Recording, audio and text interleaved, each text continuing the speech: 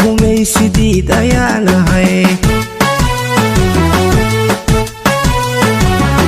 askari diiran baanahay darbi adag ayaanahay gumaysidiid ayaanahay dayax soo baxaanahay kama la harsadaanahay dambi ka hortagaanahay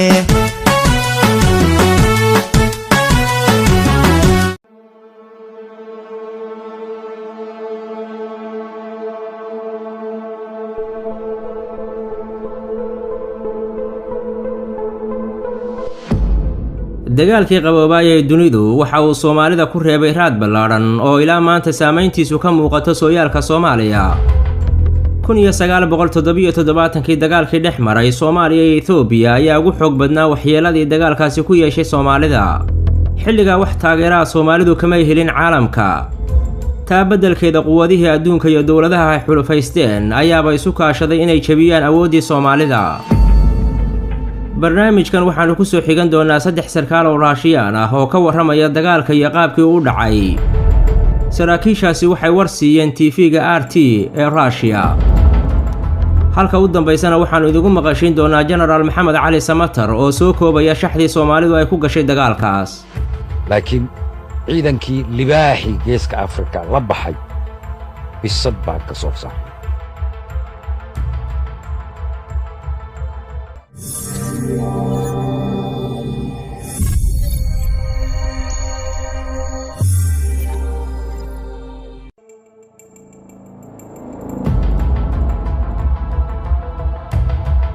taariikh baan idin sheegayaa dagaalkii 77 ciidamadeennu kolkay qabri dahare gacanta ku dhigeen Mengistu wuxuu shiriyay dargigiisa wuxuu yidhi ciidamada qabri dahare qabsaday way inaga tayo fiican yihiin marka la fiiriyo 2 arrimood mid waxa weeye way inaga tababar fiican yihiin talabaadna waxa weeye way inaga qalab fiican yihiin haddii uu dagaalku 6 bilood oo dambe sii socdo waxaan shaki ku jirin in Addis Ababa laynoogu imanayo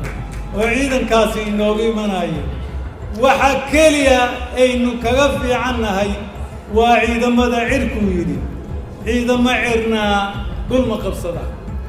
waxaan ereygaa u soo qaatay maanta halka aynu joogno ciidamadeennu waa kuwii waagaa jiray Soomaaliya guul Soomaaliya guul Soomaaliya guul Soomaaliya guul Soomaaliya guul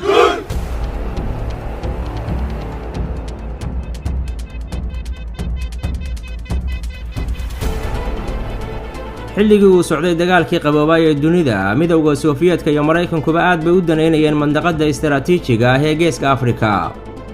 labada dhinac waxay u kala baratamayeen sidii ay saameyn ugu yeelan lahaayeen marinbiyoodyada iyo dawladaha curdinka ah ee ka taliya geeska Afrika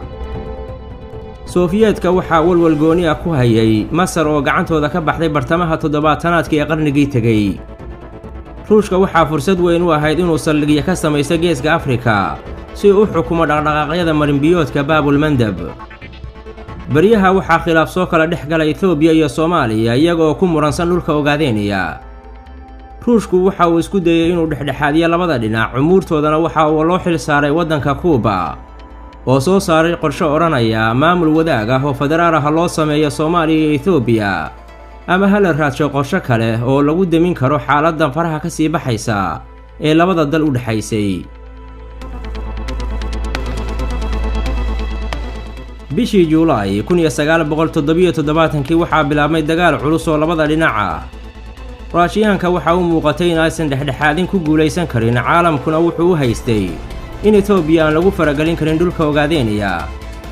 راشيانكو وحاو كلكا وحقلي لنا إثيوبيا. وفي إطار هذه التطورات الانعطافية وصل إلى موسكو الزعيم الإثيوبي منجستو هيلا مريم يطلب دعما عسكريا من موسكو، فوافقت الأخيرة مباشرة على تقديم الدعم العسكري الفوري. migista xayla maryan isagoo ka faa'iidaysanaya xaaladaha isbedbeddelaya ayuu u dhoofay Moscow wuxuu taageero weydiistay midowgii Soofiyeedka oo si dhaqso ah ugu waafaqay inuu taageero ciidan siiyo Ethiopia Addis Ababa wuxuu Ruushku keenay taageero hub iyo gaadiid leh oo xooggan wuxuu sidoo kale daadgureeyay 18,000 oo ciidan Kuubaan ah iyo 2,000 oo Yamaniyiin ah oo loogu talagalay inay Soomaalida la dagaalamaan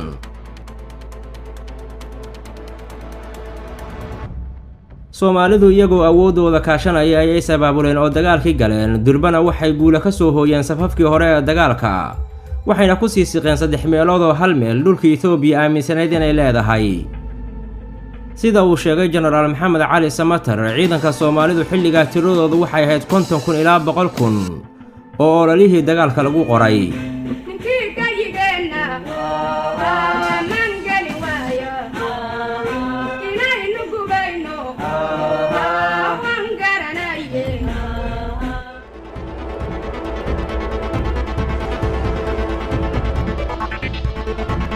Maraykanku waxa uu arkay saameyntiisa geeska Afrika inay wiiqantay Ruushkana loo wada gacan galay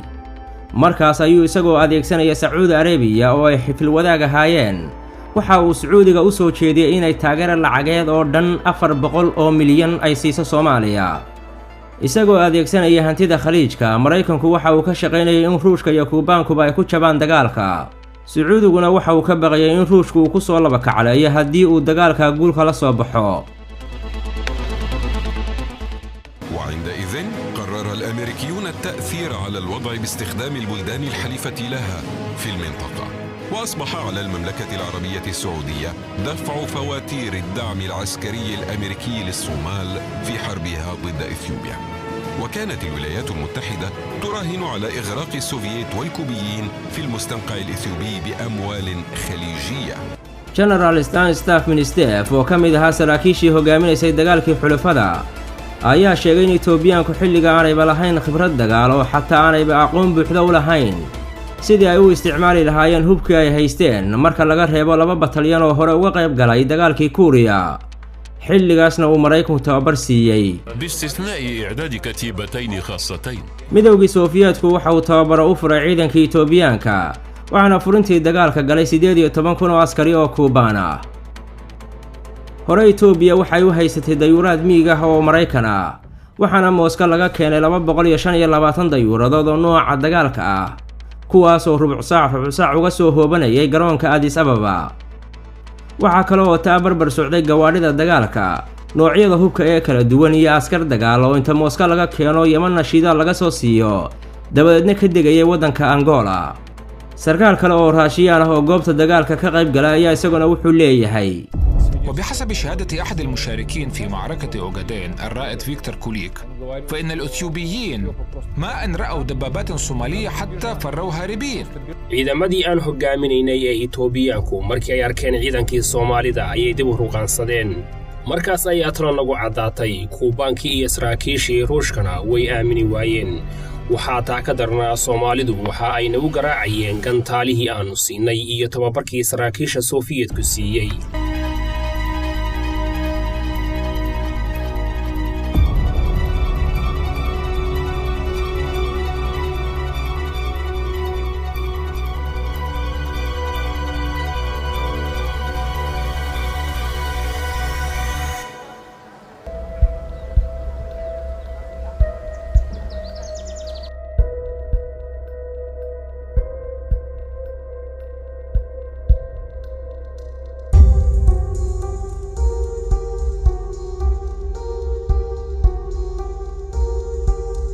Masaaridu waxay Soomaalida u ballan qaaday inay garab siin doonto haddii Etoobiyaanku ay xadkooda soo dhaafaan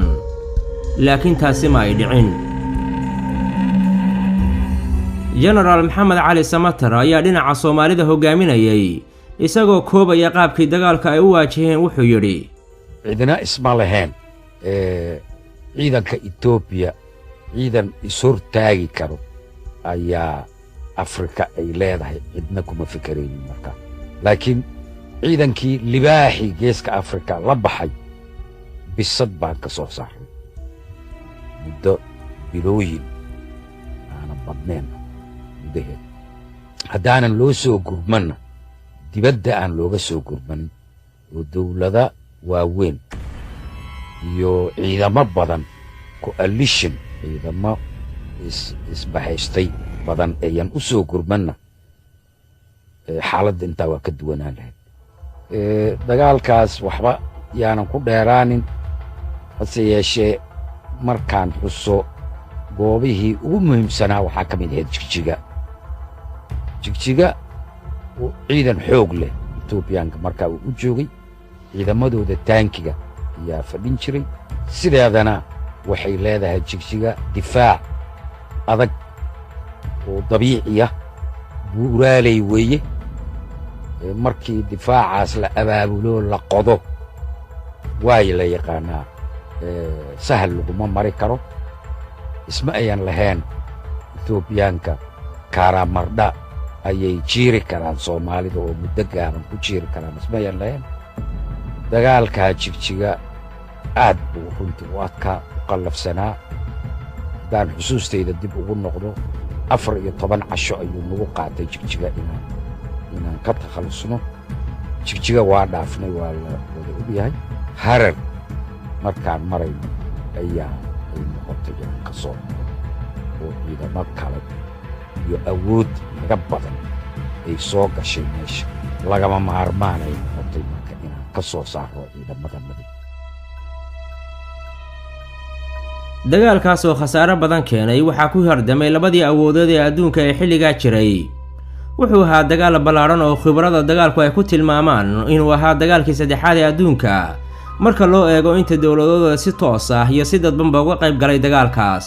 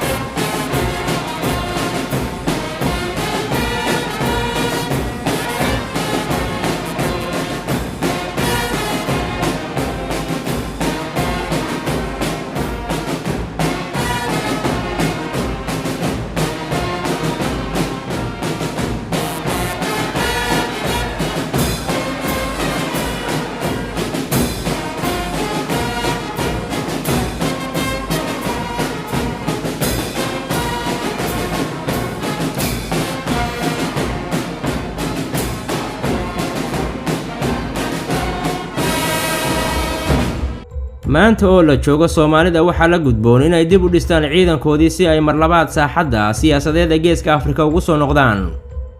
si taas loo helo waxaa laga maarmaan ah in shacabka iyo dawladduba loo guntado kamari dhalinta dhismaha ciidan haybad leh oo difaac adag u noqda calanka Soomaaliya ciidamada qalabka sida waa kuwii naga soo saaray abaarihii aan soo marnay waa kuwii markii aan baranaynay af Soomaaliga ka qayb qaatay ololaha waa kuwii dalalka dariska intaan u dirno qaarkood soo sugu jiray amniga haddii aadan ku soo korin oo shaki kaaga jira ciddaan ahaan jirnay waxaan ahaan jirnay ciddaas maanta waxaan u baahannahay ciidankeena si bayadaheenna dayacan oo kalluunkeena laga goranayo